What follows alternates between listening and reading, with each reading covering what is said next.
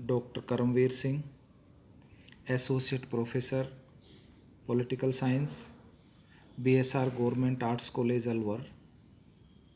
प्यारे बच्चों, आज हम BA पार्ट सेकंड का पेपर फर्स्ट प्रमुख राज्य व्यवस्थाएं सेलेक्टेड पॉलिटिकल सिस्टम्स में जो अपना टॉपिक चल रहा है अमेरिका का संविधान, उसको आगे बढ़ाते हुए आज चर्चा करेंगे। कल आपको इस विषय में अमेरिका के संविधान की विशेषताओं के संदर्भ में बताया था,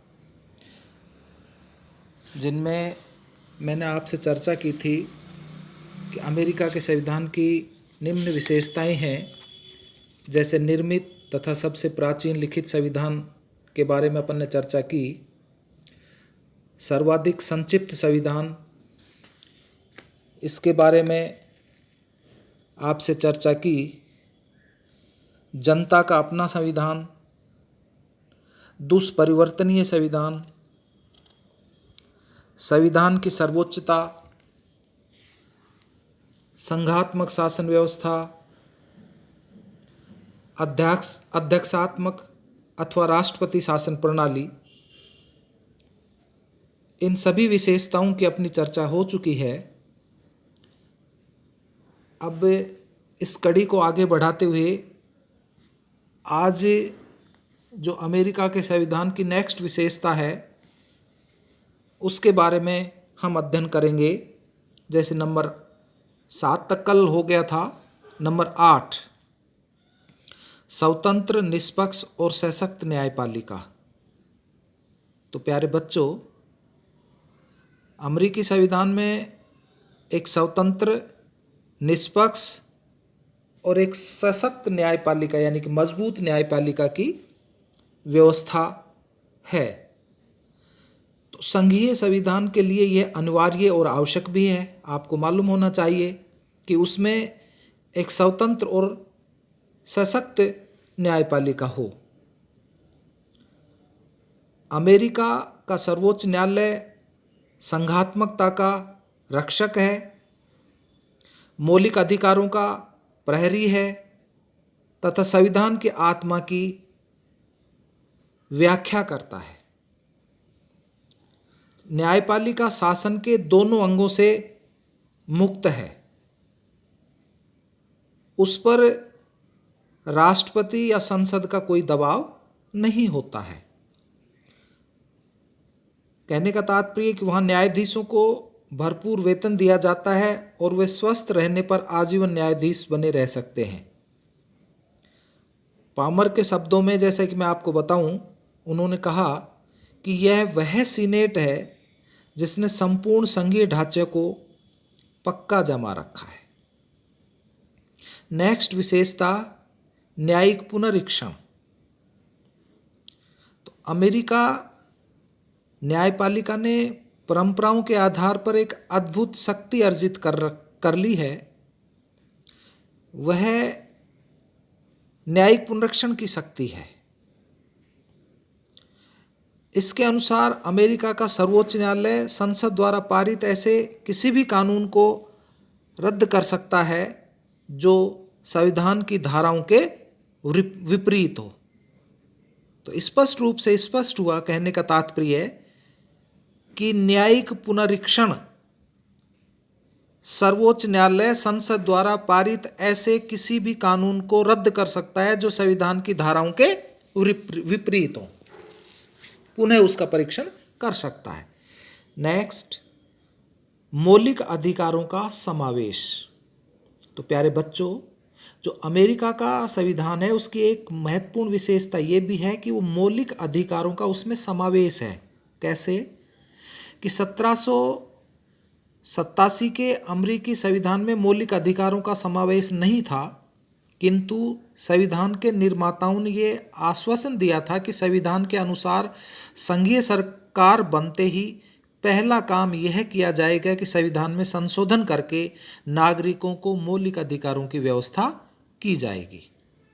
अतः 1791 में संविधान में 10 संशोधन करके नागरिकों को मौलिक अधिकार दिए गए, जिन्हें एक प्रकार से बिल ऑफ राइट अधिकार पत्र कहते हैं। तो इस अधिकार पत्र के द्वारा, बिल ऑफ राइट्स के द्वारा, अमेरिका के नागरिकों को धर्म, विचार और प्रेस की स्वतंत्रता के अधिकार दिए गए हैं।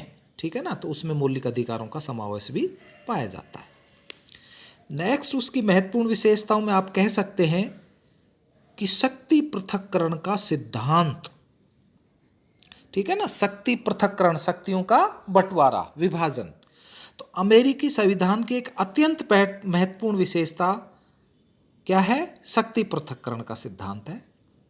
एक फ्रांसीसी दार्शनिक है मॉन्टेस्क्यू, उन्होंने ये मत दिया था या अपना मत प्रतिपादित किया था कि शासन की निरंकुशता पर प्रतिबंध लगाने के लिए ये आवश्यक है कि उसके कार्यपालिका संबंधी कार्य पृथक पृथक संस्थाओं द्वारा किए जाएं।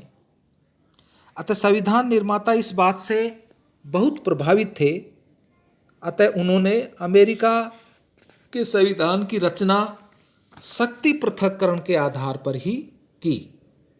तो संविधान के अनुसार कार्यपालिका संबंधी शक्तियों का वास किसमें है? राष्ट्रपति में। और व्यवस्थापिका संबंधी शक्तियों का वास किसमें है? कांग्रेस में। और न्यायपालिका संबंधी शक्तियों का वास किसमें है? सर्वोच्च न्यायालय ने, सर्वोच्च न्यायालय तथा उसके अधीनस्थ न्यायालयों में। तो कहने का तात्पर्य क्या हुआ कि इस प्रकार के ये जो तीनों अंग हैं वो एक दूसरे से यथासंभव पृथक और स्वतंत्र रहकर अपना कार्य करते हैं। तो ये शक्ति पृथक्करण का सिद्धांत अमेरिका के संविधान की एक महत्वपूर्ण विशेषता कहा जा सकता है। नेक्स्ट, आप ये कह सकते हैं कि नियंत्रण और संतुलन का सिद्धांत नियंत्रण भी रखता है और एक प्रकार से संतुलन भी बनाए रखता है। सरकार एक शारीरिक इकाई के समान होती है, आप सबको मालूम होगा, जिसके विभिन्न विभाग एक दूसरे पर आश्रित रहते हैं। इसलिए उनमें पूर्ण पृथक्करण तो संभव नहीं है, उनके बीच सामंजस्यपूर्ण संबंधों की आवश्यकता है। और शक्ति पृथक्करण के कारण शासन के तीनों अंग एक दूसरे से कटकर निरंकुश न बन जाएं, इसलिए अमेरिका में एक श्रेष्ठ व्यवस्था नियंत्रण और संतुलन का सहारा लिया गया है। तो इस सिद्धांत से शासन का एक विभाग दूसरे विभाग पर इस प्रकार नियंत्रण रखता है कि शक्ति का संतुलन बन जाता है। जैसे मैं आपको उदाहरण के रूप में बताऊं कि जैसे कांग्रेस जो संसद है, कांग्रेस पर राष्ट्रपति भी नियंत्रण रखता है और न्यायपालिका भी।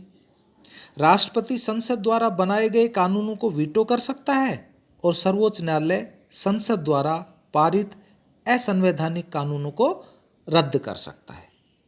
तो इसी प्रकार राष्ट्रपति पर संसद महाभियोग द्वारा नियंत्रण रखता है और सर्वोच्च न्यायालय पर भी संसद और राष्ट्रपति का नियंत्रण है कि संसद उसके न्यायाधीशों की संख्या निश्चित करता है और राष्ट्रपति न्यायाधीशों की नियुक्ति करता है। तो एक प्रकार से अमेरिका के संविधान की एक महत्वपूर्ण विशेषता नियंत्रण और संतुलन का सिद्धांत भी वहाँ है। नेक्स्ट जो उसकी विशेषता आप कह सकते हैं कि अभिसमों अथवा परिस्थितियाँ। इसमें कहा जा सकता है कि अमेरिकी संविधान में अभिसमों का वह स्थान नहीं है जो ब्रिटेन के संविधान में है। आपको ये तो मालूम होगा ही कि ब्रिटेन का जो संविधान है वो अभिसमों पर ही आधारित है, लेकिन अंतर क्या है कि ये लिखित है और वो संपूर्ण रूप से अलिखित है।